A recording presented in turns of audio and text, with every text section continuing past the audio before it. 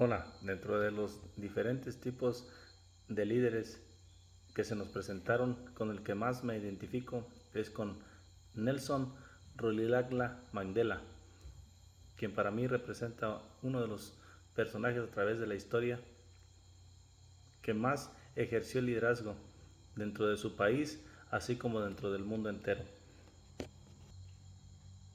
Nació en Beso, Transkei, en 1918, activista político sudafricano que lideró los movimientos contra el apartheid y que, tras una larga lucha de 27 años de cárcel, presidió en 1994 el primer gobierno que ponía fin al régimen racista. El siglo XX dejó dos guerras mundiales, los campos de exterminio y el terror atómico, pero también grandes campeones de la lucha contra la injusticia, como Mahatma Gandhi o Martin Luther King. Como la de cualquier niño africano en las zonas rurales, la infancia de Nelson Mandela transcurrió entre juegos y en estrecho contacto con las tradiciones de su pueblo. Hijo del jefe de una tribu, se le puso nombre Rolihlahla, que significa revoltoso, pero a los 7 años, con el fin de que pudiera asistir a la escuela metodista, fue bautizado con el fin de que pudiera asistir, pero Nelson Mandela era de Transkei, donde la iglesia era un poco metodista. Lo llamarían Madiba por el nombre de su clan. En 1948 llegó al poder en Sudáfrica, en el Partido Nacional, que institucionalizó la segregación racial, creando el régimen de apartheid. En realidad, el racismo institucional se remontaba en Sudáfrica al menos a 1911, fecha que, en disposición discriminatoria, prohibía a los negros ocupar puestos de trabajo cualificados. Numerosas medidas promulgadas en las décadas siguientes, 36 en total, habían pasado ya.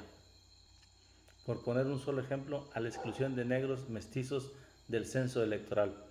Bajo la inspiración de Gandhi, el Congreso Nacional Africano propugnaba métodos de lucha no violentos. La Liga de la Juventud del Congreso, presidida por Mandela en 1951 y 1952, en 1962 viajó por diversos países africanos, recaudando fondos. En Sudáfrica, a su regreso, Mandela fue detenido y condenado a 5 años de cárcel. Mientras aún estaba en prisión, fue uno de los 8 dirigentes de la Alianza de las Naciones declarados culpables de sabotaje, traición y conspiración violenta para derrocar al gobierno en el juicio de Rivonia, de 1963 a 1964, a cuyo término dirigió a los jueces un célebre alegato final lleno de firmeza y dramatismo, que no impidió que fuese condenado a cadena perpetua. Pese a hallarse en cautiverio, ese mismo año fue nombrado presidente del Congreso Nacional Africano. Prisionero durante 27 años, de 1963 a 1990, en penosas condiciones, el gobierno lo tuvo todo ese tiempo segregado, orillado, con el fin de que no participara en las políticas internas de su país.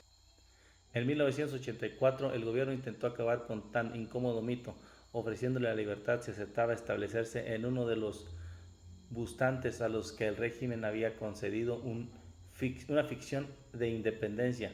Mandela rechazó el ofrecimiento. Durante aquellos años, su época Winnie simbolizó la continuidad de la lucha, alcanzando importantes posiciones en el Congreso Nacional Africano. En febrero de 1990 legalizó el Congreso Nacional Africano y liberó a Mandela, que se convirtió en su principal interlocutor para negociar el desmantelamiento de la apartheid y la transición a una democracia multirracial.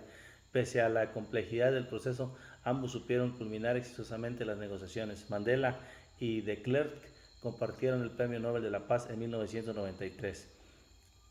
Su lema siempre fue: la educación es el arma más poderosa que puedes usar para cambiar el mundo. Nelson Rolihlahla Mandela fue un abogado, activista, político y filántropo sudafricano que presidió el gobierno de su país de 1994 a 1999. Fue el primer mandatario negro que encabezó el poder ejecutivo y el primero en resultar elegido por sufragio universal en su país. Muchas gracias.